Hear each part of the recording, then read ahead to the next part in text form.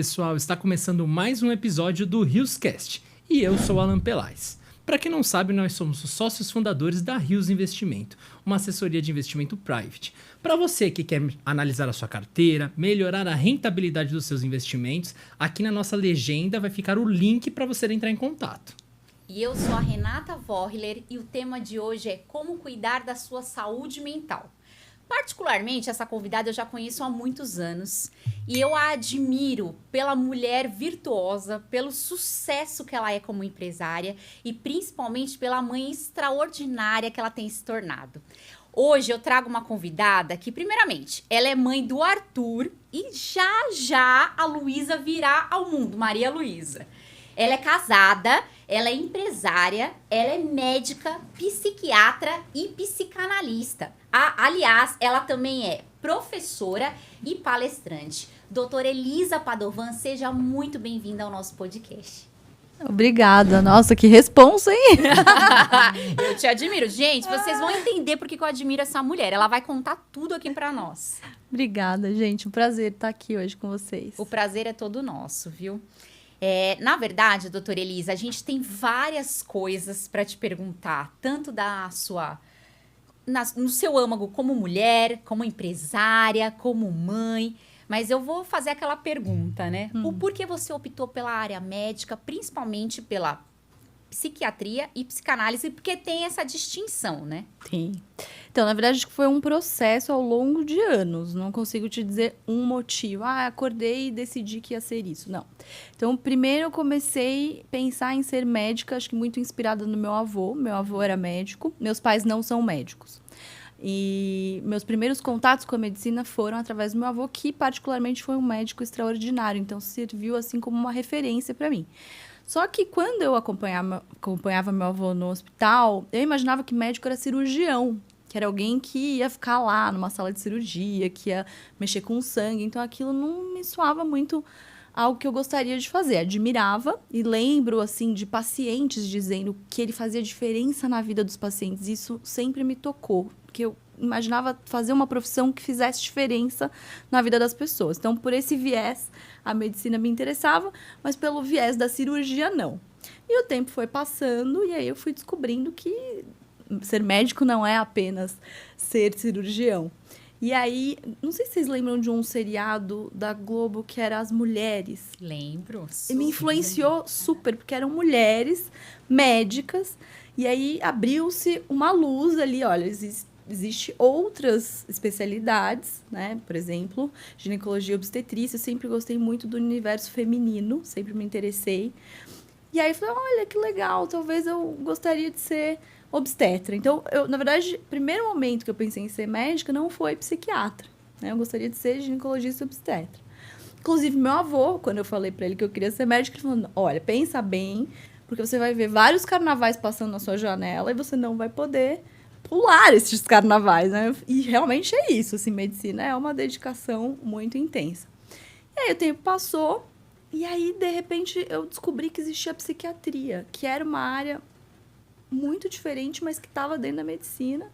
E aí eu fui evoluindo para a questão da psiquiatria. E quando eu entrei na faculdade, eu vi que eu tinha talento, porque não basta querer, você também tem que ter jeito para coisa, né?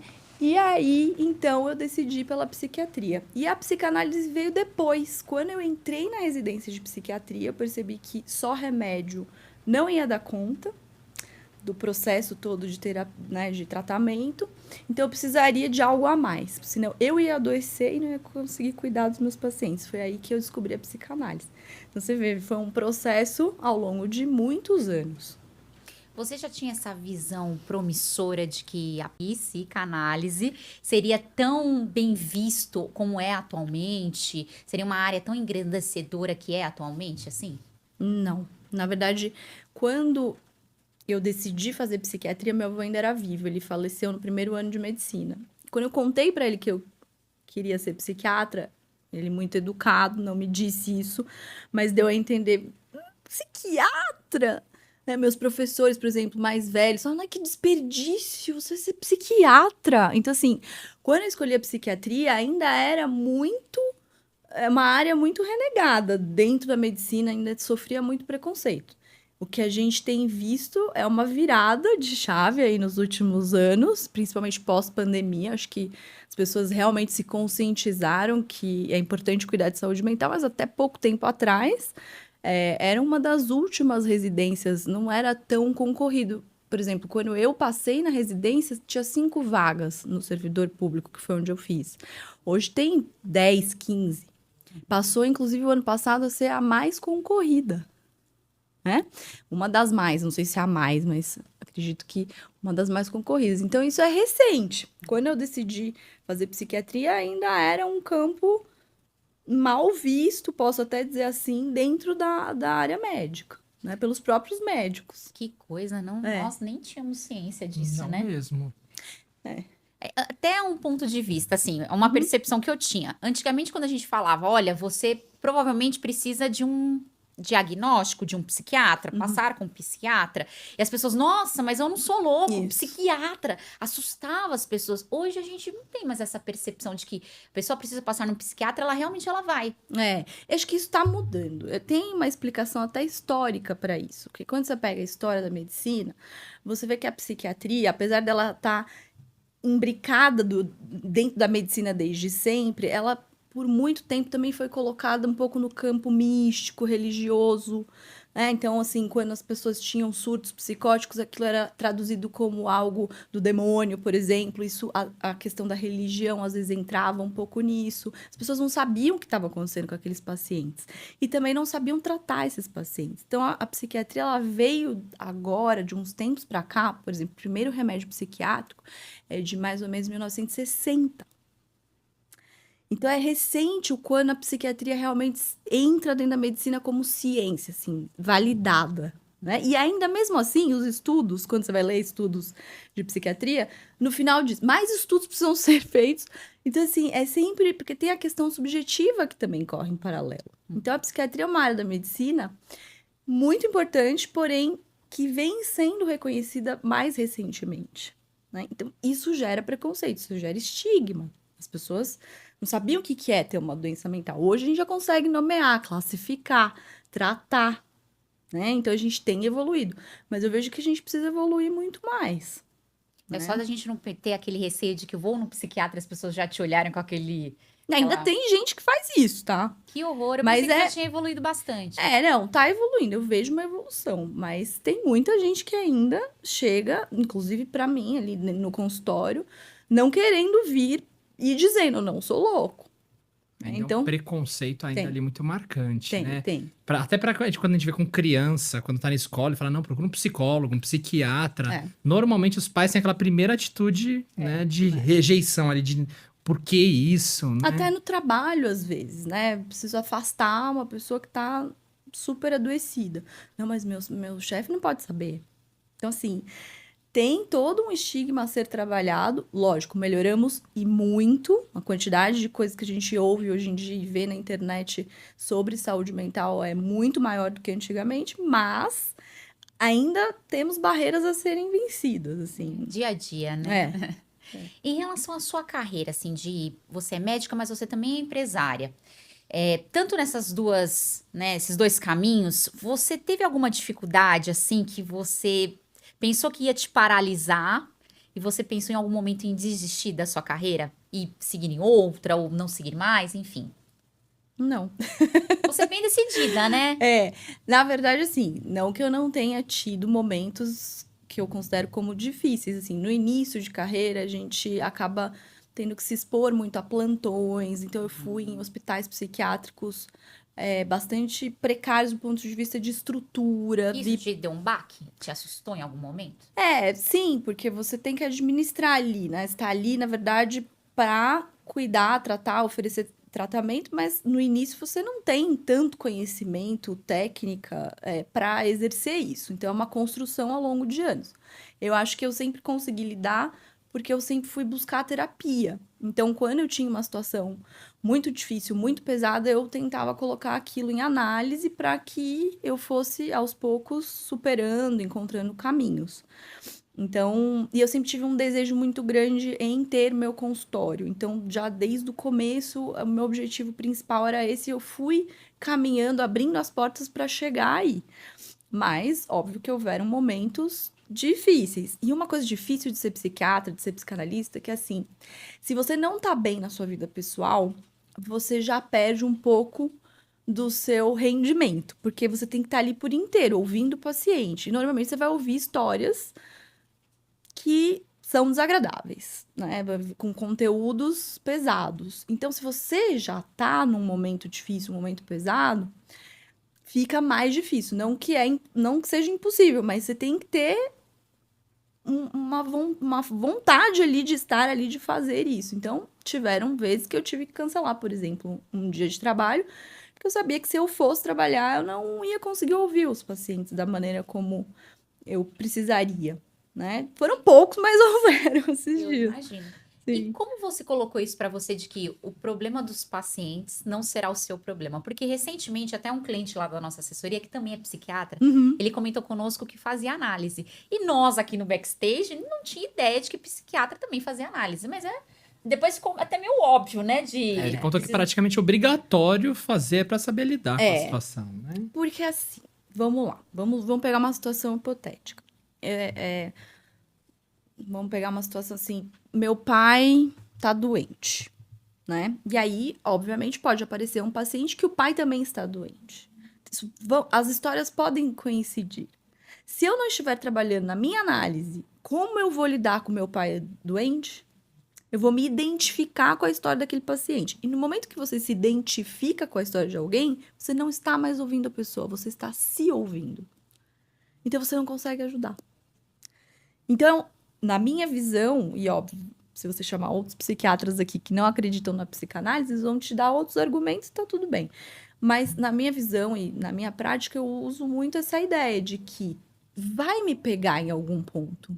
Histórias vão me incomodar, vão me afetar, mas eu tenho o meu local de análise, um espaço de escuta onde eu vou elaborar. Por que me incomodou? Onde que isso me pegou?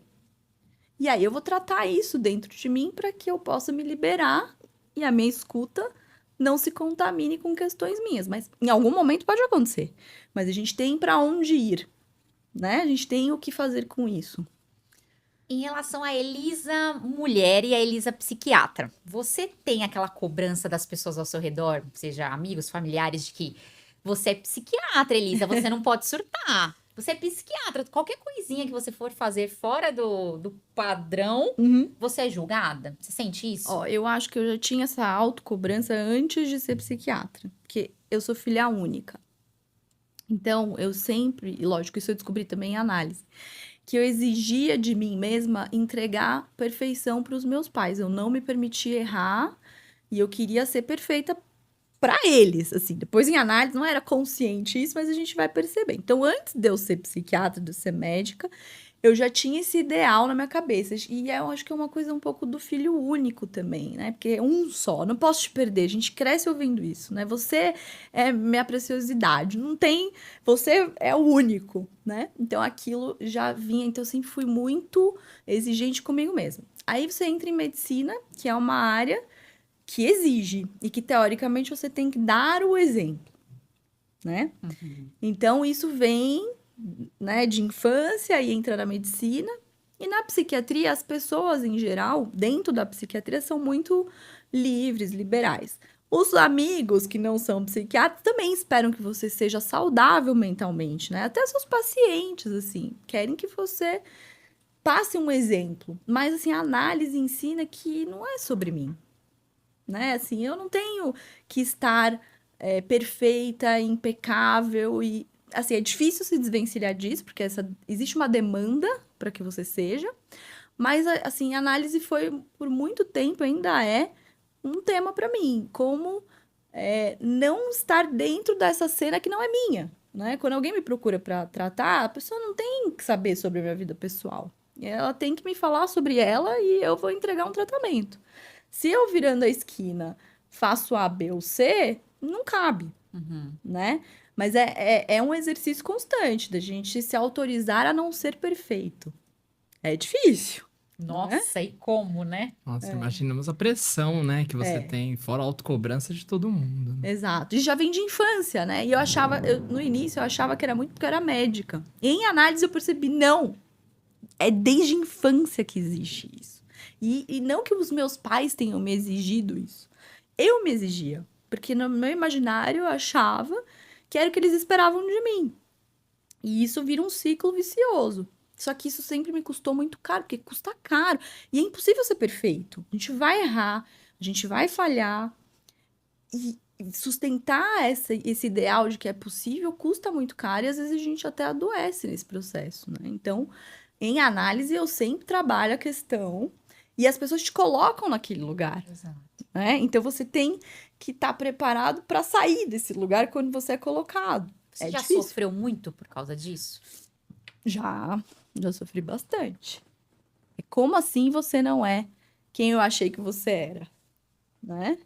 Muitos julgamentos, né? É. Sim, isso é ótimo até para outras pessoas que têm essa cobrança. A gente sempre tem uma cobrança sobre nós. Sim, Algumas pessoas numa medida, outras numa medida muito maior. sim. É até bom para as pessoas também saberem que precisa trabalhar isso, né? Que não Sim. pode deixar isso tomar uma proporção de virar um problema, né? De te fazer mal. Sim, com certeza.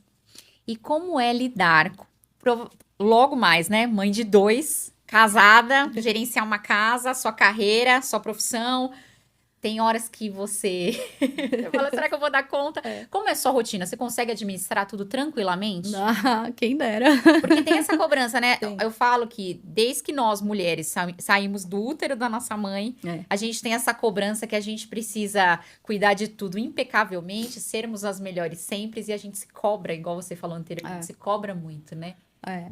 Não, na verdade, assim, em análise também, eu comecei a substituir a palavra cobrança por desejo. O que que eu desejo? Então, eu tenho um desejo muito forte em ser boa no que eu faço. Isso é um desejo, né? Não é uma cobrança, não é uma obrigação, é o que eu quero pra mim. Então, eu me dedico muito a todas as coisas que eu coloco ali como coisas importantes na minha vida. Mas eu acho que nada disso seria possível se eu não tivesse uma rede de apoio. Então, primeiro, meu marido, que é super parceiro, me ajuda. Lógico, não em tudo, mas me ajuda muito. E as pessoas que trabalham comigo, que são profissionais tanto da área pessoal quanto da vida profissional, que sem eles eu não conseguiria sozinha dar conta de tudo. Não consigo nem com eles dar conta de tudo, né? Mas assim, eu digo que com eles a gente tem um bom time. Então, as coisas funcionam. E tem vezes que não funcionam também, assim. Tem vezes que eu olho e falo, Jesus amado, o que eu faço com isso? Tá tudo desorganizado. E a gente senta, conversa e tenta organizar, né? Mas então, é assim, a gente vai indo e vai aparando as arestas do jeito que vai dando. Tem muitas mulheres que até adoecem. Sim. Porque se cobram porque não conseguem ser uma... 100, na cabeça delas, né? 100% uma mãe presente por causa da carreira, ou não consigo cuidar da casa 100% por causa de outra coisa, e assim vai, e aí uma hora acaba, não sei, ficando naquela angústia de eu não consigo dar o meu melhor, né? Hoje, qual que é a sua percepção? Eu acho que o 100% não existe. Então, eu já trabalho com a falta. Vai faltar. Em algum ponto, e depende muito do momento que eu tô. Então, por exemplo, se eu tô desenvolvendo um projeto pessoal ali, por exemplo, meu filho nasceu, né? Óbvio que meu trabalho vai ficar um pouco de lado, e faz parte, né? Aí depois, poxa, agora meu filho tá na escola, eu voltei a trabalhar a todo vapor. Então, assim, em alguns momentos eu vou faltar pro meu filho. Se eu quiser estar onipresente em todos os momentos, a toda hora, e fazendo tudo certo, é impossível. E aí a gente cai na coisa do impossível, da fantasia, e aí vem um buraco enorme, porque você imagina que você poderia, mas na verdade, na prática, isso é inviável. Então eu trabalho assim, pensando, bom, qual que é a minha prioridade para esse momento? Eu vou investir nisso aqui. Então, investir nisso aqui vai faltar lá. É como se fosse um cobertor curto. Você cobre a cabeça, falta o pé, você cobre o pé, falta a cabeça. Tem que escolher. Que para o momento faz mais sentido agora. E vai ter que lidar com a falta, que é horrível. Né? A gente não é ensinado em nenhum momento a lidar com falta. A gente é ensinado a encobrir a falta. Só que em análise a gente percebe que vai faltar. Não tem jeito. E não precisa ser um terror. Pelo contrário, quem sabe lidar com a falta vai melhor.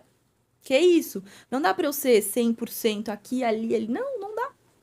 Né? Quando você fala de análise, o lado de psicanalista é assim, até porque muitas pessoas em casa vão indagar para entender. Quando eu falo de análise, é psicanálise. Tá. Psicanálise. Dentro da psicanálise também tem alguns métodos diferentes, mas psicanálise é uma técnica de terapia, né? Você tem cognitivo-comportamental, você tem outras técnicas, uma delas é a psicanálise. E é a técnica que, para mim, faz sentido. Não acho que é a única absoluta, mas, assim, durante a minha trajetória, é o que me salvou, por exemplo, de um adoecimento ou de desistir, né, de psiquiatria. E é um instrumento de tratamento que eu uso com os meus pacientes. Perfeito. Até bom para as pessoas procurarem a orientação, a ajuda de um profissional. Sim. Sim. E aproveitando o gancho de prioridades, nós vemos hoje em dia que as pessoas dão muita prioridade para cuidar do corpo, para cuidar da pele, Sim. para cuidar do dinheiro, mas nós não vemos essa preocupação com a saúde mental. Qual é a sua opinião como médica? As pessoas deveriam buscar cuidar da saúde mental antes de ter um problema, antes de algo crítico acontecer? Sim.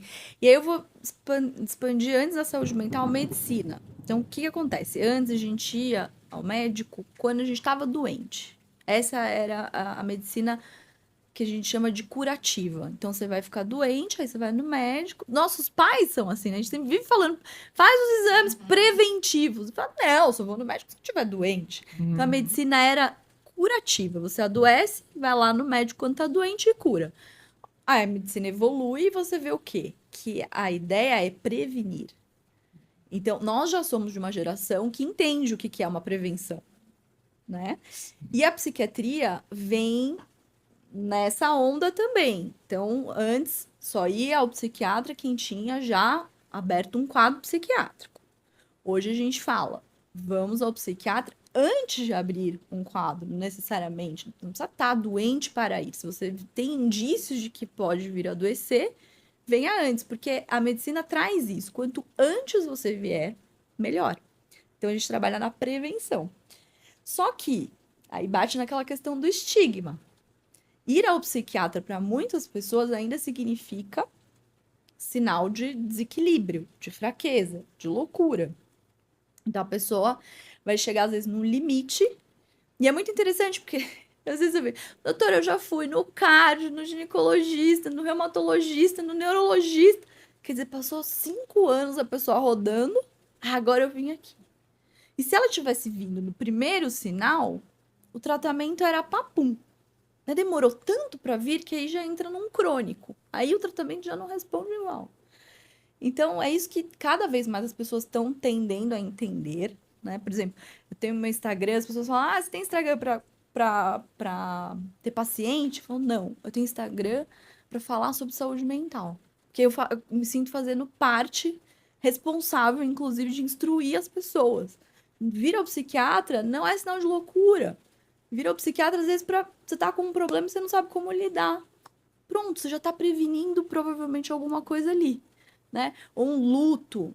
Quem tá preparado pra morte? De alguém que a gente ama? Ninguém. Nem eu que tô do outro lado da mesa tô, né? Mas se você toma esse cuidado de cuidar de um momento delicado, você previne adoecimento. Então é isso que a gente tá tentando trabalhar e mudar a cabeça das pessoas. E eu acho que a pandemia nos ajudou muito. É que nós vemos relatos de pessoas que ou terminaram o namoro, o casamento de uma maneira drástica, estão muito mal, aí recorrem a um psiquiatra, ou já viviam um relacionamento tóxico há muitos anos, ou, infelizmente, muitas mulheres ainda são crucificadas pelo jeito, porque foi você que acabou o relacionamento, então já viviam abusos dentro de casa e foram levando. Aí o relacionamento termina daquela forma drástica, aí vai procurar ajuda. Para as mulheres hoje que dentro do relacionamento delas já têm sofrido esse abuso e já acham que o problema sempre é elas, qual que a sua orientação médica em relação a gente sabe que realmente, né, pode vir a ser um processo, enfim. Mas assim, dela com ela mesma, qual a atitude que ela poderia seguir hoje de achar que o problema é só ela e viver num relacionamento abusivo? Pois é, essa é uma questão delicada. Porque, assim, eu considero que cada mulher é uma mulher. Cada relação é uma relação. Então, assim, é difícil falar de um ponto de vista geral. Que tipo de abuso é? Que tipo de situação é? Porque tem muitas barreiras que podem existir aí. Então, por exemplo, às vezes essa mulher ela já nasceu num ambiente onde a referência que ela tem de uma relação masculina e feminina é aquela que ela tá vivendo. Então, ela demora para entender que aquilo não é o habitual, né? Então, assim, às vezes não. Às vezes ela já entendeu que aquilo é habitual, mas ela se prende por uma questão financeira ou se prende por um estigma, né? Que hoje menos as pessoas não têm tanto, mas tem a questão, putz, você é uma pessoa separada, divorciada. Então, é difícil falar no geral. Teria que conversar com essa mulher que sofre um abuso e entender o porquê dela, do ponto de vista singular, dela não conseguir sair daquilo, que tipo de dependência ou que tipo de situação que impede, porque pode ser tanto que é difícil dizer. O que eu posso dizer de maneira geral é que, seja mulher ou seja homem, o abuso em si nunca é uma coisa que a gente considera como algo bom pra gente. Então, se existe um abuso, é a responsabilidade de quem está sendo abusado de dar um jeito de sair disso. Não sei como, não sei de que jeito, porque cada um vive uma história, uma realidade, mas é uma situação que a gente não deveria aceitar ou normatizar.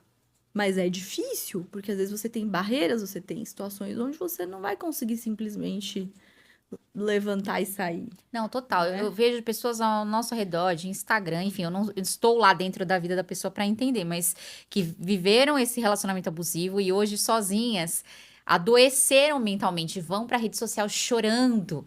E, assim, a culpa é minha. E eu te pergunto isso porque parece que aquela carga do que aconteceu por anos, ela pegou pra ela. Então, parece que a saúde mental dela tá totalmente abalada, assim. É muito triste de ver, né? A pessoa se sente culpada, porque às vezes ela, como ela não enxerga, ela não se dá conta, ou demora muito tempo para se dar conta, vem aquela culpa de como assim passou tanto tempo e eu não enxerguei isso, né? Mas às vezes pode passar uma vida e a pessoa não necessariamente enxerga, né? Então é difícil, mas. E aí você vai para uma terapia, por exemplo, e vai tratar a culpa. Porque culpa faz parte e é tratável. Esses dias eu falei isso pra uma paciente, ela falou, nossa, é mesmo? Culpa tratável? Eu não sabia, não. Eu falei, culpa tratável, a gente pode tratar a culpa, né? A gente não precisa ficar com ela. E como a pessoa ela tem que saber que ela vai procurar um psicólogo, uma psiquiatra ou uma psicanalista? Tá. Na verdade, eu não sei se ela precisa saber. Ela pode chegar por qualquer ponta e aí o profissional é que vai ter que saber, Tá. né? Então, assim, a questão é ter uma demanda. Então, a gente fala demanda no sentido de um sofrimento ou de uma queixa. Precisa ter uma queixa, né? Por exemplo, quando um paciente me procura e fala, minha mulher mandou eu vir aqui. Eu falo, então volta depois quando você achar que você tem que voltar. Porque não adianta o outro querer, né? A pessoa tem que querer e tem que ter alguma coisa pra gente conversar e avaliar. Normalmente, quando é terapia, é mais fácil no sentido assim, pode ser um problema, pode ser um trauma, pode ser uma dor, pode ser uma coisa bem específica, né? Contanto que ela queira trabalhar aquele ponto. Ponto. Já na psiquiatria, precisa ter uma doença para que você faça um tratamento psiquiátrico. Não que você precisa ter uma doença para procurar um psiquiatra. Você pode procurar um psiquiatra se você estiver num certo sofrimento, numa certa angústia, mas isso não necessariamente ser uma doença com remédio. Mas pode ser também, né? Então tem que ter ali alguma coisa de mudança de comportamento ou algum incômodo que de alguma maneira está atrapalhando você. Então esse é o ponto inicial. Agora, o psiquiatra ele fica mais focado no remédio, né, no diagnóstico de uma doença mental e numa medicação. E o psicólogo, o psicanalista, vai oferecer tratamento psicológico. Então, é a terapia. E aí você tem várias técnicas. A psicanálise é uma técnica dentro de várias outras que tem, né, para terapias. E eu resolvi fazer os dois, que eu acho mais prático, né, assim. Você fica profissional completa, né? Então, E às vezes eu não analiso o paciente que eu trato com remédio. Também não. Não necessariamente todos os meus pacientes estão fazendo terapia comigo. Não. Até porque às vezes tem um grau de complexidade tão grande dentro de um tratamento psiquiátrico que você nem consegue estar na posição de analista. Mas, assim, eu achei legal acrescentar isso na minha prática, mesmo não sendo analista do paciente, para você poder captar alguns elementos através da escuta. Porque às vezes o paciente fala assim, eu tô muito deprimido. Mas quando você vai avaliar isso, na verdade não é depressão, é outra coisa. Então, esse descascar da palavra, que você vai abrindo como se fosse uma cebola, você vai descascando, descascando, descascando, isso a psicanálise te ensina muito, né? O que tá por detrás daquilo que inicialmente ele tá te dizendo. Então, isso a psicanálise me proporcionou, né? Que a gente chama de escuta. Porque você vai, não é só ouvir a palavra, tem algo além, né? Que tá encoberto ali. Então, isso ajuda muito, às vezes, o paciente ir conseguindo falar mais coisas que ele nem ele sabia, né? Interessante, uma aula. Muito interessante.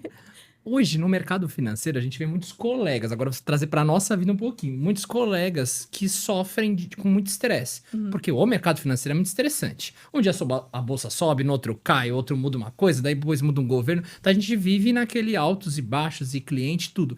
E ao longo da carreira, vi várias pessoas tendo problema para lidar com esse estresse. E não sei se é cabível, mas para quem vive no ambiente de trabalho de estresse, seria bom já buscar um profissional antecipando um problema? Como aquela pergunta que eu pensei antes. Ou ele vive com estresse e espera explodir alguma coisa? Ele ter algum sintoma? Eu acho que depende muito de cada um, né? Tem gente que vai dizer assim, eu adoro estresse. Estresse me faz bem. Você vai falar o quê? Não, veja. Né? Então, depende. Se a pessoa, ao viver o estresse, acha que isso está afetando alguma coisa na vida dela, sono, produtividade, relacionamentos, talvez sim seja interessante você buscar, até para você entender o que isso quer dizer, né? Agora, se a pessoa convive bem com o estresse e ela tá funcionando normal, né? No normal dela, porque não Sim. existe um normal geral, É. não tem necessidade. Se não tem nenhum efeito ainda direto, então ainda não é necessário. Mas normalmente o estresse contínuo vai levar a efeitos, né? Então, A gente vê de tudo, né? Gente que busca subterfúgio, vai beber, vai usar droga, vai ter outras formas de saída, vai pro esporte, vai pra musculação, vai pra academia. Então, sim, tem que ter uma válvula de escape. é né? bom. É bom. Pra ajudar a lidar, né? Sim, De sim. preferência uma saudável. É, porque as pessoas às vezes vão com as válvulas de escape não saudáveis, né? Álcool, a gente vê muita gente bebendo, usando droga, né? Que acaba piorando muito a qualidade de vida. Mas, enfim, aí é cada um com as suas escolhas, Sim. né? Uma outra coisa que a gente vê hoje em dia acontecendo muito é que a gente vive num mundo de redes sociais. Então Isso. você acorda no Instagram, almoça no Instagram e vive a realidade de outras pessoas. E começa, querendo ou não, do ser humano, começar a comparar. Aí as pessoas começam a comparar aquela realidade de pessoas famosas com a realidade dela. E começam a viver ali uma frustração. Teria alguma forma das pessoas conseguirem lidar melhor com as redes sociais, com não misturar e fazer isso realmente influenciar negativamente na vida delas? Olha, não sei se eu sei te responder assim tão categoricamente, mas vamos pensar. Eu acredito muito nas reflexões. Então, por exemplo, acho que o primeiro ponto é a gente entender que o que a gente vê ali na rede social é um recorte, né? É um recorte, que a tendência do que é postado numa rede social é postar coisas, momentos de felicidade, paisagens bonitas, imagens que às vezes vem com um Photoshop, com uma luz. E assim, aí eu vejo o povo criticando muito isso. Eu não faço crítica a isso. Eu acho que a gente tem que aprender a lidar com isso. Se a gente tem um recurso, antes você queria uma foto tratada, você tinha que pagar, né? Hoje, um aplicativo rapidamente faz isso. Ah, mas não é real. Tudo bem. Então, acho que esse é o ponto da gente saber que o que a gente tá vendo ali é uma versão, é uma verdade parcial ali. Ela reflete, é a pessoa que tá ali, às vezes nem é, né? Mas vamos supor, é a pessoa, mas ela tá com a luz, tá com o Photoshop. Então, houveram modificações. O problema não é modificar, na minha visão, é você acreditar que aquilo que foi modificado é a realidade. E tanto que a gente fala de realidade virtual. A realidade virtual é uma realidade paralela. Então, ela existe, você vê, mas quando você vai avaliar, tem um Photoshop, tem uma luz, tem um cenário, tem uma criação. Eu não acho necessariamente que isso é ruim. O ruim é você acreditar que isso é real e é alcançável. Então, por exemplo, eu trato muito adolescente. Então, adolescentes que chegam no consultório desesperadas, corpo lindo, cabelo lindo, tudo lindo, e elas acham que elas são horríveis, porque elas se comparam a influencers que fizeram muitas modificações plásticas ou usam muito Photoshop, mudam, alteram a imagem. Ah, então essas mulheres têm que ser crucificadas, né? Ou esses homens. Não! Eles estão fazendo o trabalho deles, eles trabalham com imagem. Eles não vão postar uma imagem que eles acharam que é feia, né?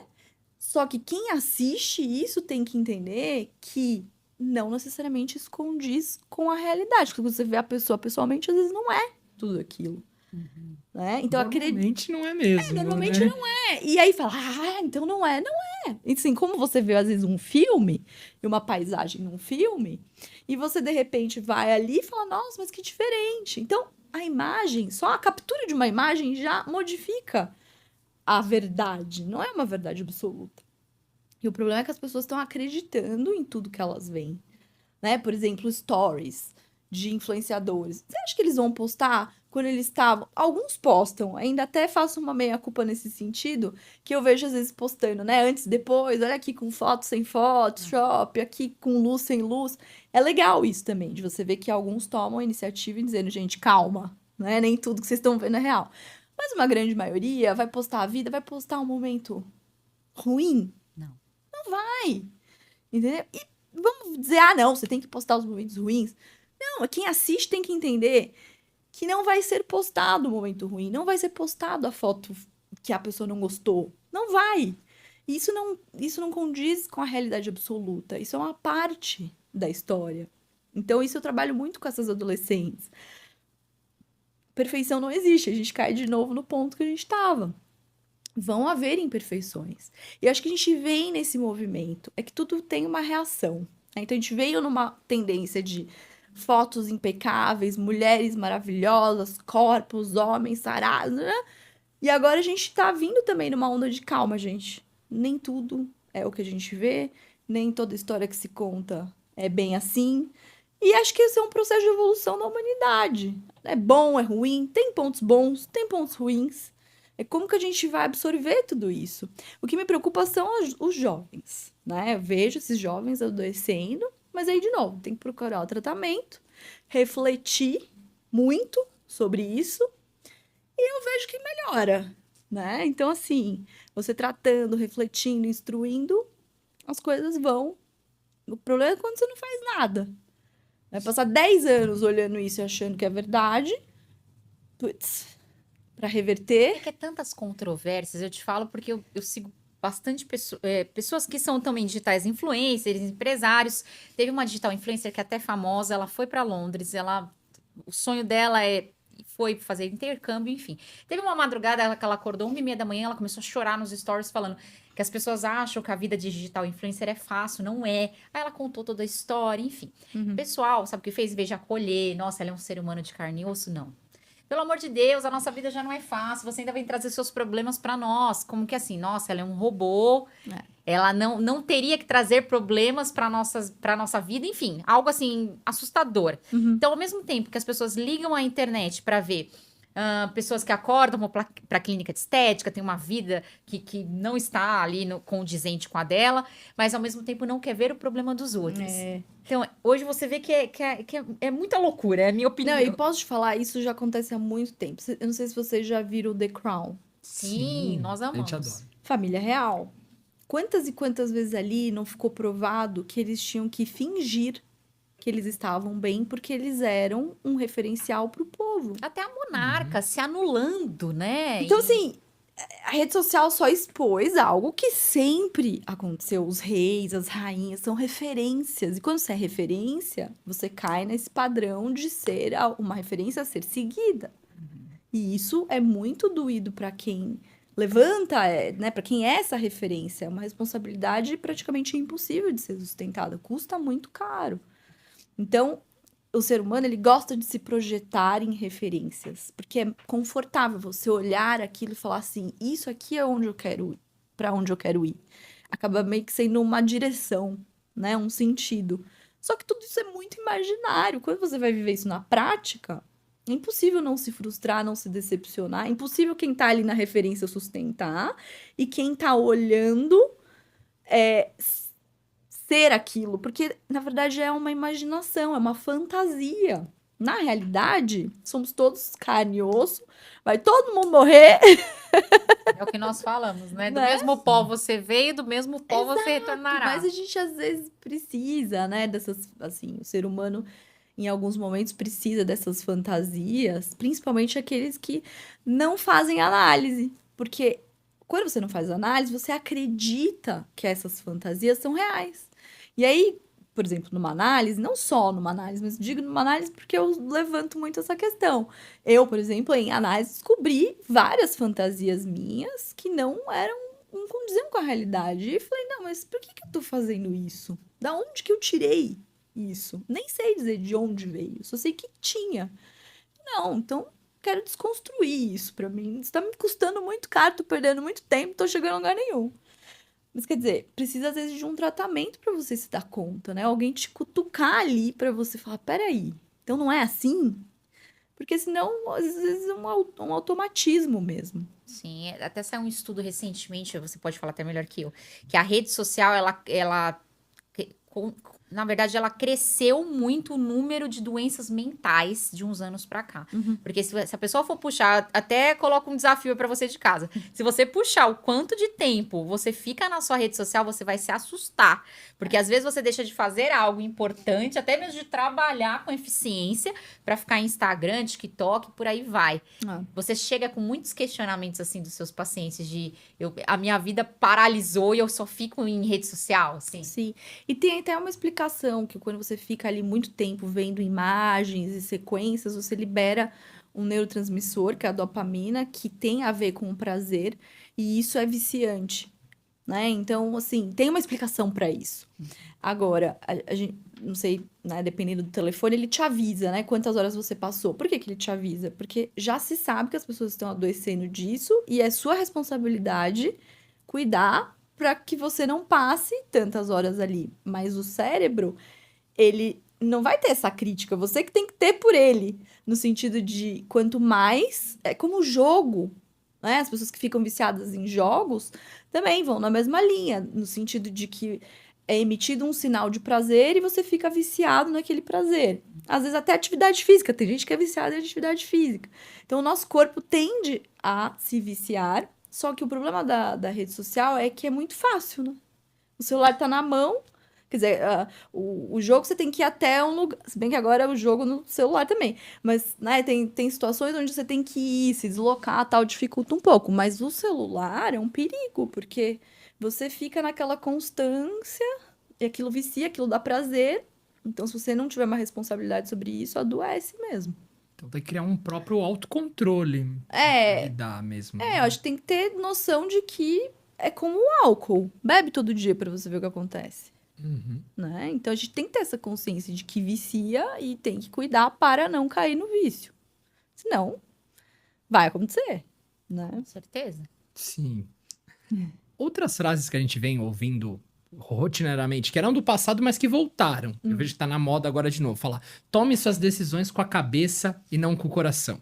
Você é o que você pensa. A gente vê que isso é no passado, teve um tempo que se falava muito, e agora a gente vê coachings, o pessoal voltando a levantar bastante essas questões. Sim. Tem como a gente trabalhar a mente para se condicionar a ter pensamentos já mais adequados com os nossos objetivos, ter menos influência das emoções e mais do pensamento? Isso consegue ser ali trabalhado para melhorar?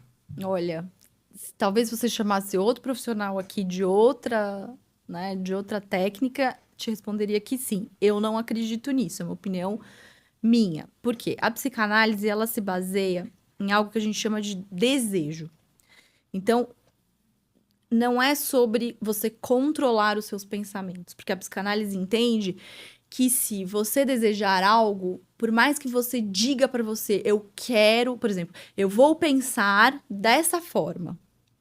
E aí, no dia a dia, você olha e a pessoa, por mais que ela queira pensar daquele jeito, ela pensa de outro. Então, tem um descompasso. E a psicanálise explica que existe uma diferença entre o que você quer, entre o que você fala entre o que você deseja de fato. Eu até recomendo um livro para quem quiser se aprofundar nisso, do George Forbes, que é um psiquiatra, psicanalista do Instituto de Psicanálise Lacaniana, onde eu faço parte. Ele escreveu um livro que se chama Você Quer o que Deseja? Porque uma coisa é você dizer: vamos se encontrar, tô com saudades, quero ir na sua casa. A outra é você, de fato, ir encontrar e fazer acontecer. Então, tem uma diferença entre desejo e querer. E a gente se baseia muito, a humanidade toda, no moralismo, tá? No certo e no errado, né? No que eu deveria fazer, no que os outros acham que eu devia fazer. Só que aí, quando você vai ver na prática, a pessoa sabe o script todo. Então, essa coisa do pensamento, mas no fundo ela não acredita naquilo. Ela se impõe. Uhum. E aí escapa por algum lado. Por exemplo, tem paciente que chega e fala assim: eu não quero mais ficar nesse trabalho, mas eu tenho que. Né? Tenho que ficar nesse trabalho. Aí passam lá uma semana e você não sabe o que aconteceu. Eu perdi a reunião mais importante do trabalho. Fui mandada embora. Por que ela perdeu a reunião? Porque o inconsciente agiu. Ela não desejava estar naquele trabalho, mas ela se impunha a estar ali, se forçava a estar ali por uma questão XYZ, mas não é o que ela quer de fato. O inconsciente vem e te atravessa. Então, são os atos falhos. Por exemplo, você queria falar o nome de uma pessoa, fala de outra. Sabe quando isso acontece? Sim. Então, o inconsciente, ele mostra o desejo.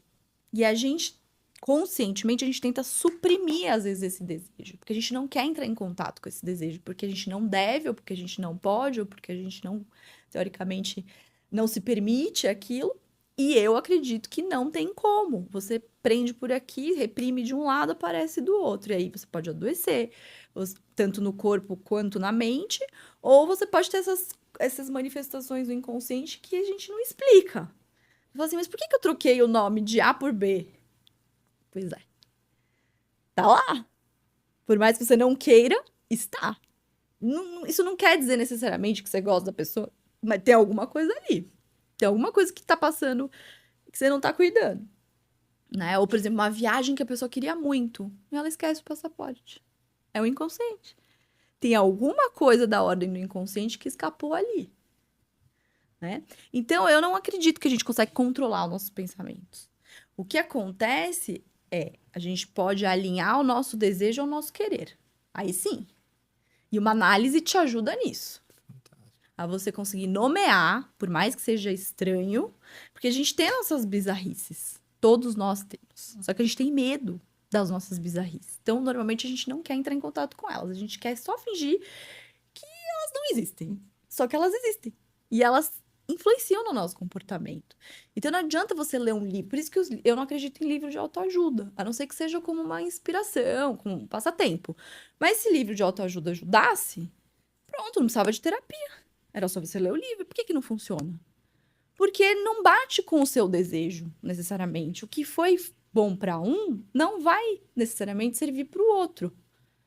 Você vai ter que ir lá, avaliar as suas bizarrices, as suas estranhices, entender qual que é o seu real desejo, passar por cima de certos moralismos, para daí se passar no mundo mesmo. Da maneira como for. Diante do que você quer para você. E que hoje a gente vive uma era, igual a Alan comentou, de vários coaches que vendem cursos, chegam num palco e vende. É legal, né? Aquilo, é como se fosse, eu falo, né? Enfim, é uma lavagem cerebral nas pessoas. E eu falo, gente, às vezes é igual isso, a pessoa tá no âmago passando alguma coisa assim, que ela precisa buscar um tratamento e ela fica, não, eu preciso melhorar minhas palavras, aquilo, o que eu estou pensando. Você tem pensamento positivo, acordar às 5h30, tomar 2 banhos gelados e se condiciona aquilo. E eu nunca tinha ouvido esse ponto de vista. Muito interessante. Parece que as pessoas estão assim, jogando os problemas mas dela. é isso mesmo. Triste isso. Uma hora porque, vem. Não é? Sim. Muito legal pensar nisso, que o inconsciente tá lá. Não tem como a gente evitar. Uma hora vai, por algum lugar, ele vai bem diferente. Sabe? E assim, também aquela frase, né? Ai, foi meu inconsciente. Como se a gente não fosse responsável pelo inconsciente. E assim, quando você vai buscar um psicanalista, ele te conta. Você é responsável pelo seu inconsciente também. Então, se ele tá gritando alguma coisa pra você, você é responsável por cuidar dele. E quem que cuida do inconsciente? A psicanálise. Por isso que eu sou fã. Uau, tô ficando... Já quero, já. Eu tô precisando. Fantástico, viu? Eu não tinha ideia. Aí a gente começa a pensar o porquê. E aí você começa a entender várias coisas. Acredito e que o pessoal de casa também. Eu deixei de entender, eu desentendi, porque eu fiquei pensando agora, e o que que eu tenho de como desejo oculto? O que que meu inconsciente realmente quer? Porque eu vivo me condicionando. Eu sou muito de produtividade, disso, de aquilo. E se meu inconsciente é outro, né? Qual o seu ponto de vista médico em relação a isso, por exemplo? Será que ele tem isso dentro do consciente dele, mas ele tenta tapear com outras atitudes, pensamentos? Enfim, como a gente faz um exercício com a gente mesmo para entender isso? Não existe autoanálise, né? Você sempre vai precisar do outro para te ouvir e pensar alguma coisa do seu inconsciente. Então, é muito, muito difícil, assim. Mas o corpo fala. Então, quando você diz eu me condiciono, se isso de fato dá certo, é porque o seu desejo tá ali, fazendo dar certo. Entendi. Quando tem um descompasso entre o que você se condiciona e o que de fato você faz, aí tem algo a ser analisado, Sim. né? Então, na verdade, quando você diz eu me condiciono e isso dá certo, é o seu desejo que tá fazendo dar certo, não é porque você tá condicionado, Ótimo. entendeu? É bom, deu uma variada assim. E isso é fluido. Então, por isso que você fala assim, mas meu, malhei a vida inteira e agora, do nada, eu não quero mais malhar. Por quê? O que mudou? Mudou o seu desejo, Sim. né? E você deixou de ser condicionado? Não, você não era. Na verdade, quem sustentava você acordar cedo e ir fazer é o seu desejo. Ele tá alinhado com o seu querer. Ótimo. Em algum momento, isso pode mudar, porque nada é garantido. Uhum. E às vezes as pessoas me procuram nesse momento onde muda. Falam assim, mas eu sempre fui, agora eu não sou mais. Pois é, vamos tentar ver o que que é isso, né? Tentar, porque também nem tudo a gente explica, né? Isso a análise também traz pra gente. Questões que vão ficar em aberto. Tá? Difícil, né? Nossa, muito complexo.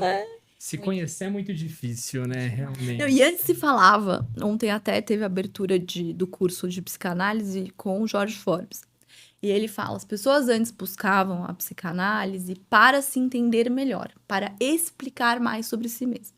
E hoje em dia a gente sabe que não é mais sobre explicar, é sobre lidar com o inexplicável. Fantástico. Maravilhoso, né? Nossa. Fantástico, esse ponto de vista aí. Muda totalmente a visão, né? E aí a gente para de querer o 100% porque custa muito caro, porque não existe. E quando a gente para de querer o 100%, isso não quer dizer que a gente vai ser meia boca. Mas quer dizer que a gente está preparado para aquela parte que falta, que escapa, que sai do controle, que sai do previsível. A análise vai te preparar para isso. Para quando tá tudo maravilhoso, de repente, esculhambou. Você vai provavelmente lidar com isso de uma maneira muito diferente daquela pessoa que acredita que ela tem o controle, que ela vai estar sempre estável, ou que vai ter o 100% a completude. Então, a análise, ela te põe nesse outro lugar, da incompletude mesmo.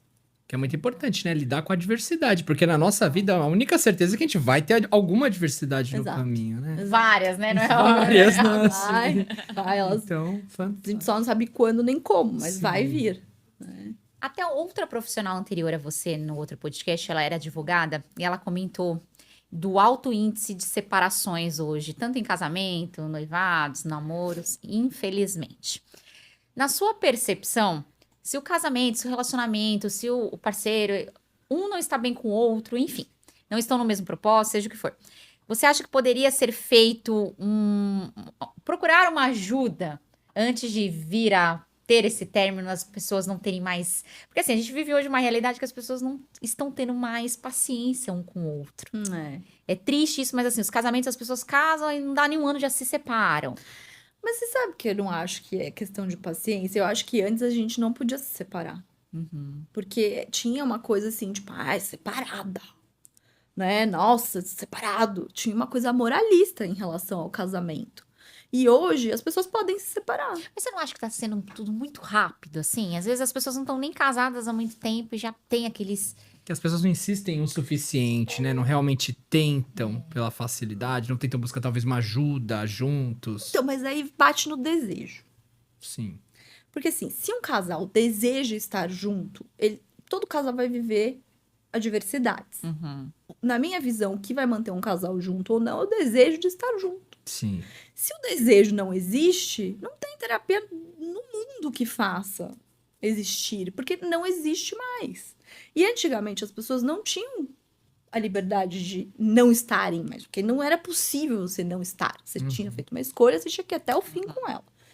Mas o desejo de não estar junto, na minha visão, sempre existiu. O que diferencia de agora de antes é que antes as pessoas, por não poderem não estar, se forçavam a ficar. E nessa forçar, às vezes elas se reencontravam no desejo delas, ou não, ou ficava numa coisa forçada.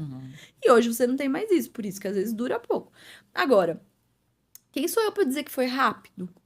O que é rápido?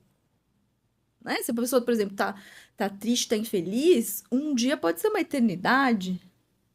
Então, assim, eu vou dizer que um mês, um ano ou 2 é rápido ou não? A gente de fora tem esse olhar de julgadora. Sim. Então, não dá pra falar. Eu te falo por Entende? mim, porque às vezes eu já fui em casamento, aí você vê eles tão felizes, o casal, e aí construíram uma vida juntos, em tão pouco tempo se divorciam. Aí você pensa de fora, né? Ninguém É. sabe o que eles passam no âmago. Que judiação. Né? Fizeram uma festa de casamento tão bonito, construíram uma vida juntos, e assim, não teve... Mas isso é moralismo. Porque judiação, na minha opinião, é você tá dormindo com alguém que você não quer estar. Isso é judiação. Eu acho que as pessoas têm encarado mais isso mesmo. Sim, elas têm se autorizado a não estarem mais com quem elas não querem estar. E isso pode durar um dia, pode durar uma semana, pode durar um ano, pode durar uma vida inteira. Quem somos nós para dizer que isso é rápido ou devagar? Sim. Não existe isso, né? O que talvez aconteça é que assim, aí eu já vou abrir um outro capítulo, que é assim, as pessoas idealizam muito que elas precisam ser casadas, que elas precisam ter um marido. Então, o que que faz? Bate lá, principalmente uma mulher que tem o relógio biológico, bate lá, aos 30, bate o desespero, preciso de um marido. E aí a pessoa não olha com quem ela tá casando, ela só fala assim, quer casar? Quer casar? Vamos. Então tem muito disso, não tô dizendo que é geral, mas tem muitos casamentos que acontecem porque está na hora e não porque realmente desejavam que acontecesse. E aí o que que acontece? Se não tem desejo, não sustenta. Então uma hora ou outra, porque os defeitos vão aparecer, os problemas vão existir. O que que diferencia um casal que continua do que não continua? O desejo. É o desejo que sustenta. Né? Então se o desejo da pessoa era ter um marido, mas ela não olhou que marido que ela escolheu pra ela, mais cedo ou mais tarde, aquilo não vai mais fazer sentido. Eu acho que eu vou trocar o tema do episódio. A força Do desejo, de acordo com a psicanálise. O que vocês acham? Fantástico, eu não tinha ideia de que essa palavra era tão abrangente. Pois de é, leia o conteúdo. livro do Forbes, Você Quer o que Deseja, que é uma pergunta Ai, que maravilhosa. dica fantástica. Eu vou ler. Ó, você Eu de casa também. também já leia, porque eu estou amando esse tema aqui com você, de entender maravilhoso. tudo isso. Sim, sim. Isso de fora, a gente olhando tudo, a gente... Nossa, como eu estou revendo os meus conceitos em relação a várias coisas aqui. Também, a gente fica colocando vários pontos e não vai num ponto crucial, que é esse, né? Que é um ponto até mais simples quando você mais pensa, mais claro, sim, né? Sim. Isso aqui, é tal coisa. Não, é falta de desejo. Ou é desejo realmente. Muito interessante. Sim, sim. Agora, em relação às mulheres. Vamos. Mulher, quando é rotulada de... Não surta, Elisa. Renata não surta. Enfim, a pessoa ali é surtada. É. E a gente sabe, você é, obviamente, né, mais capacitada para responder isso. Em relação aos hormônios das mulheres, Sim. enfim, até no curso você falou bastante da parte hormonal. Sim. Isso condiz para a mulher ter esses picos de surto? E como não ter esses picos de surto quando nossos hormônios estão a 1000, assim? É, assim, ó, a mulher é ainda um enigma do ponto de vista médico. A gente não conhece todo o eixo hormonal da mulher. A gente conhece uma parte dele. O homem é bem menos complexo nesse aspecto. Mas o que a gente já sabe é que sim, a mulher sofre variações hormonais durante a vida inteira. Então, em período pré-menstrual, que é a boa conhecida TPM, no período pós-parto, na menopausa, onde são momentos onde a mulher vai ter variações hormonais muito intensas. Tem mulheres que são menos suscetíveis e tem mulheres que são mais suscetíveis. Por isso tem mulher que fala, eu não tenho TPM, e a outra fala, eu tenho. Então, cada mulher é uma mulher, né? Já começa por aí. Agora, o que eu penso? E eu vivi isso, tá? Assim, a gente lê às vezes no livro, a gente não acredita muito, mas no meu período de pós-parto do Arthur, teve um dia que eu cheguei em casa, comecei a chorar do nada. Do nada, assim, uma angústia, uma coisa estranha. Aí meu marido falou, o que você tem? Eu falei, não sei, e chorava. Então eu senti na pele que realmente os hormônios influenciam no nosso comportamento. E a mulher, por ter mais hormônios, mais variações hormonais do que o homem, ela sofre com isso. Umas mais suscetíveis, outras menos suscetíveis. As que são mais suscetíveis, elas têm que cuidar muito bem do corpo e da mente. Porque elas vão ter que estar preparadas para lidar, porque vai acontecer. Se ela engravidar, vier o pós-parto, vai vir um momento de maior vulnerabilidade. TPM, menopausa, isso vai acontecer. Então, como que você prepara para isso? Do ponto de vista médico, saúde. Quanto mais saúde você tiver, não garante que você não vai sofrer, mas diminui a sua variação. Então, dormir bem, porque o sono, quando a gente não dorme, a gente já fica mais perturbado no dia seguinte. Aí junta com uma TPM, pronto. Então, dormir bem, atividade física, comer bem, fazer uma terapia, por exemplo, porque muito do nosso comportamento, do nosso humor, também tem a ver com questões mal resolvidas. Né? Você tá lá com um problema, você tá lá se consumindo. Quer dizer, então a análise ajuda você a esvaziar aquilo que tá dentro. Então, vai ter que se cuidar muito. E, infelizmente, quem é mais suscetível vai ter que lidar com isso. Sortuda da mulher que não é tão suscetível. Não tem muito o que fazer. É difícil a mulher que não é tão suscetível. É né? mais raro. A maioria é suscetível. Você acha que os homens têm aquela paciência para entender que o seu marido é médico, acredito Sim. eu, que ele tenha, né, essa visão aí. Mas o que você acha, assim, do seu ciclo social, por exemplo, das suas amigas? Depende muito do homem, né? Difícil generalizar os homens. Que homem é esse? Mas assim, de novo, aí vai muito do que o homem quer com aquela mulher. Porque tem mulheres que são mais suscetíveis, variam mais, tem uma impulsividade maior, uma irritabilidade maior. Se ele deseja estar com essa mulher, ele vai ter que aprender a perdoá-la, a ouvi-la, a acolhê-la nos momentos mais delicados, né? Por exemplo, a minha segunda gestação, no do Arthur, eu tive essa coisa pós-parto pontual. Então, depois que ele nasceu, eu tive momentos onde eu fiquei... Depois passou, e eu vi que era bem hormonal. Já na Malu, o início eu fiquei muito sensível, muito brava e muito ciumenta, assim, uma coisa que eu não sou normalmente, tá? E o Caio levou por um lado do humor, ele dava risada na minha cara, assim, no bom sentido, de falar assim, amor, mas de onde você tá tirando essas ideias? Eu não sei. Tem uma influência hormonal, sabe? Ele lidou assim, né? Mas poderia ter lidado ficando bravo, brigando, quer dizer, é difícil dizer, né? Mas o que ele queria ali no momento era que a gente não tivesse uma desavença por uma questão hormonal minha. Então ele lidou dessa forma. Mas tem 1000 maneiras de lidar. Cada homem que vai ter que... Homens tenham mais paciência. Tendo a visão como homem, eu vejo que a gente tem que começar a compreender que a mulher é diferente do homem. Sim. A gente tem mania, o homem tem mania de se comparar com tudo, com o homem e com a mulher também. Daí, às vezes, ele vê a mulher lá num momento de instabilidade por hormonal ou por qualquer outra coisa, ele fica, mas por que isso? Pra mim isso não é um problema. Por que tá fazendo escândalo por isso? Tá chorando. Por que você tá chorando? E a gente tem essa mania de se comparar, porque a gente é muito mais frio. Eu ainda sou um homem mais frio ainda. Eu sou uma pessoa muito emotiva. Sim. E a Renata é extremamente emotiva. Então, no começo eu falava, mas por que ela tá chorando, gente? Mas não para, não desliga, não fecha a torneirinha. Uhum. E daí eu fui aprendendo a compreender. Então a gente tem que aprender a compreender e não se comparar, assim, entender, compreender, ter paciência, ser ombro amigo. É muito do homem querer lidar com a situação de uma forma Ter o melhor. desejo. Ter o desejo. Querer e desejar. Lidar com a situação de uma forma melhor e não pelo contrário. Sim. Porque se deixar o homem, ele infla, taca ali a gasolina, né, pra piorar a situação de vez. Então ele querer lidar com a situação de uma forma mais E você com uma tranquila. criança recém-nascida, tudo muito novo pra você. Imagina se o Caio, na situação, né, não tivesse a menor paciência. Por que você tá chorando? Criança tá ali. Mas os homens precisam ter, porque tem homem que não tem paciência com nada. E daí ele quer ter um relacionamento saudável e ele tem que aprender a ter paciência. Porque a mulher é diferente de homem. Se ele casou com a mulher é porque né, ele vai dar de encontro com isso. E tem que saber lidar da melhor situação. Senão, casa com homem também é hoje em dia normal. Exato. bem, Aí não vai liga dar tudo com isso. bem. Não, e aí eu vou amplificar que eu não acho que nem que é homem ou mulher, são as pessoas, né? As Sim. pessoas são diferentes. Tem homens que são mais sensíveis que mulheres. Né? E também não adianta se cobrar ser quem você não é.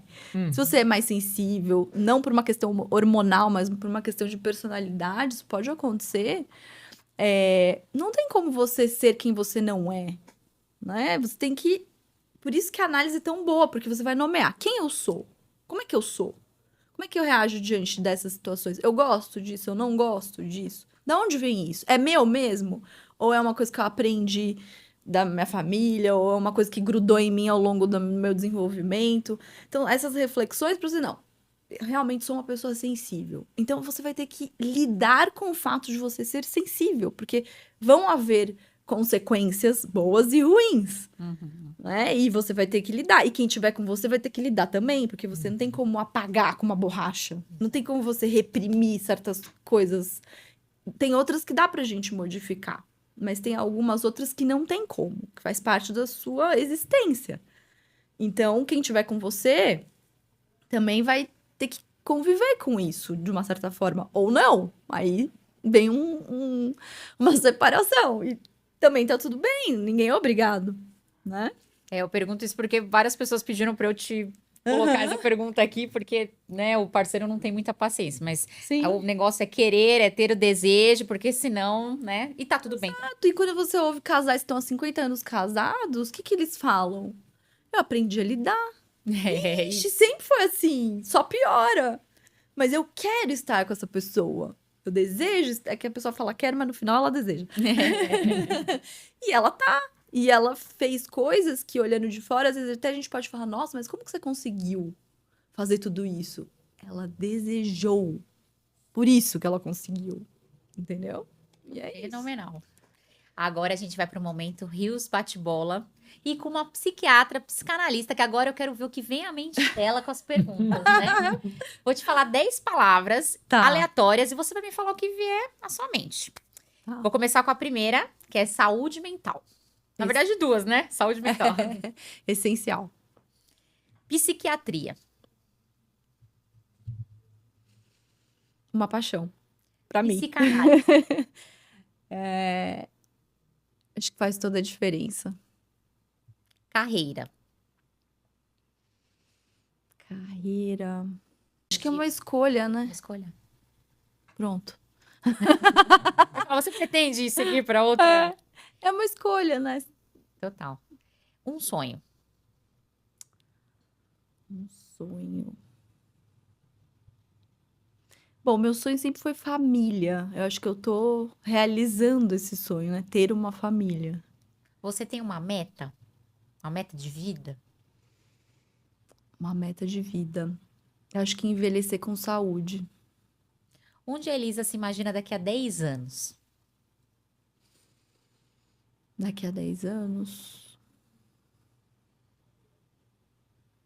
Putz, eu não sei se eu tenho uma imaginação sobre isso. Mas o que eu imagino pra mim é estar saudável. Acho que saúde pra mim é essencial e estar bem. Eu não sei exatamente o que seria estar bem, mas me sentir no caminho, assim, que eu tô tranquila com as minhas escolhas. Acho que mas eu não tenho, assim, um ideal, sabe? Tipo, eu quero uma casa ou um carro. Não tá no material, tá numa existência. E eu já tô onde eu sempre quis estar, assim. Então, eu tô meio que num ponto que o que vier é lucro. De acordo com o seu ponto de vista, né? Que maravilhoso, né? Quando você tá nesse momento. Sim. Agora não é uma palavra, mas é mais assim, do ponto de vista aqui, você sempre quis ser mãe e como você está se achando como mãe, vivendo a Malu por aí. Então, eu passei por vários momentos entre querer e não querer ser mãe, porque eu tive um primeiro casamento onde foi mais idealizada a coisa.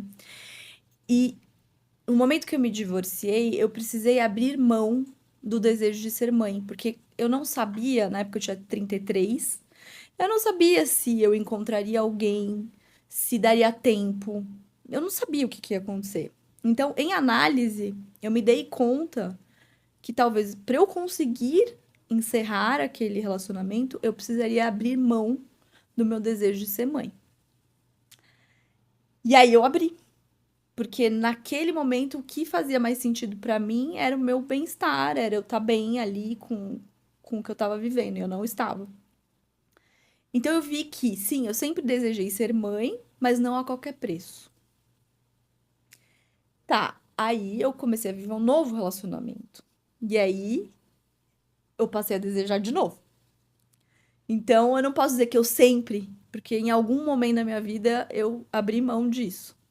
Então você vê como o desejo varia, né? Total. Sim. E hoje, o que o Caio representa na sua vida? Caio representa, acho que principalmente parceria.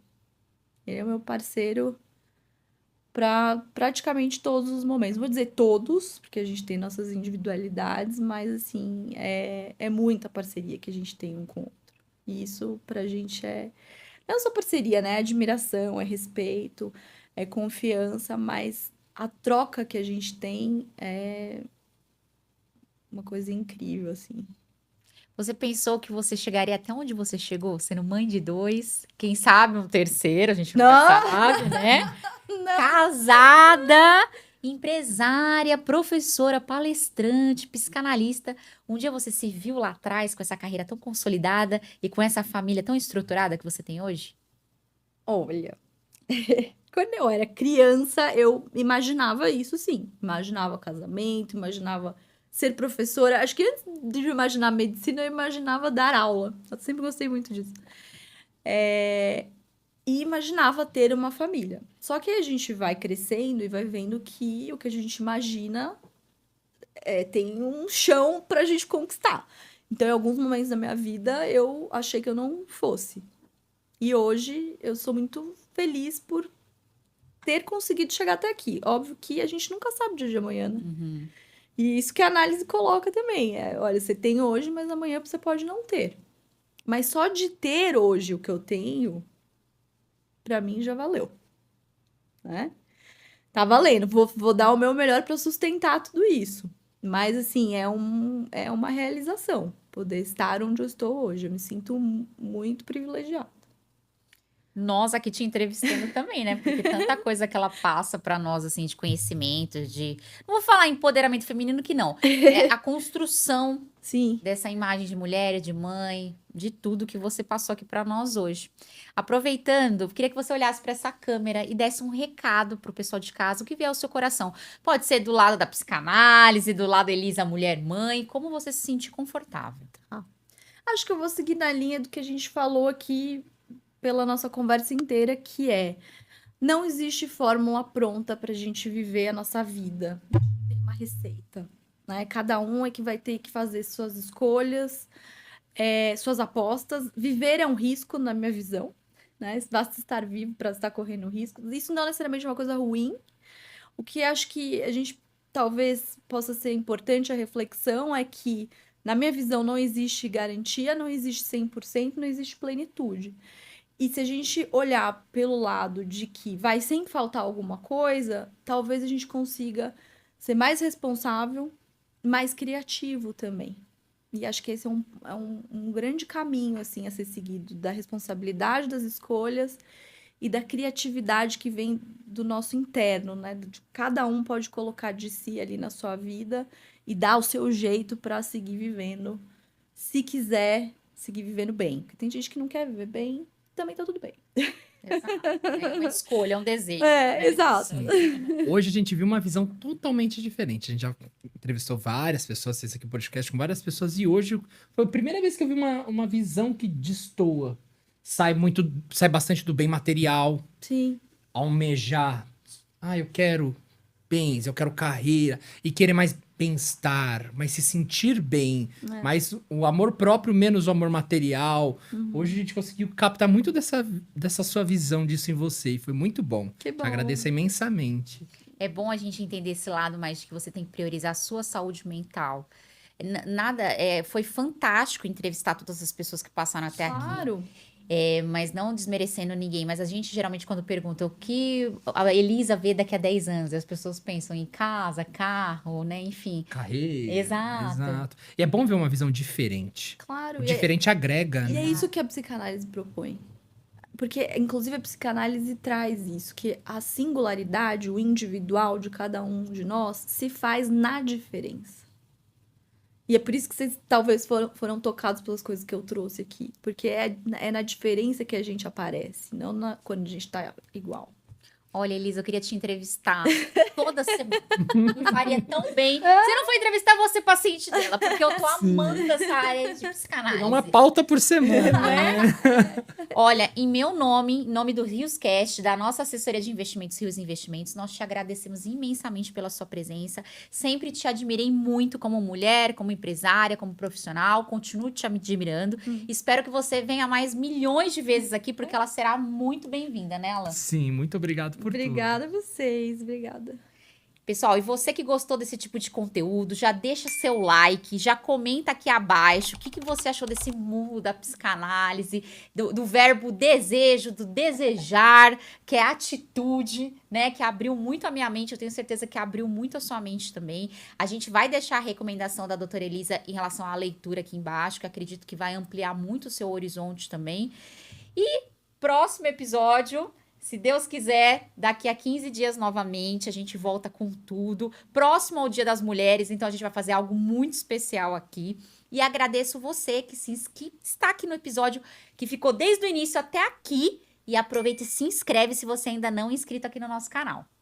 Muito obrigado por tudo, gente. Até o nosso próximo episódio. Um beijo, até mais.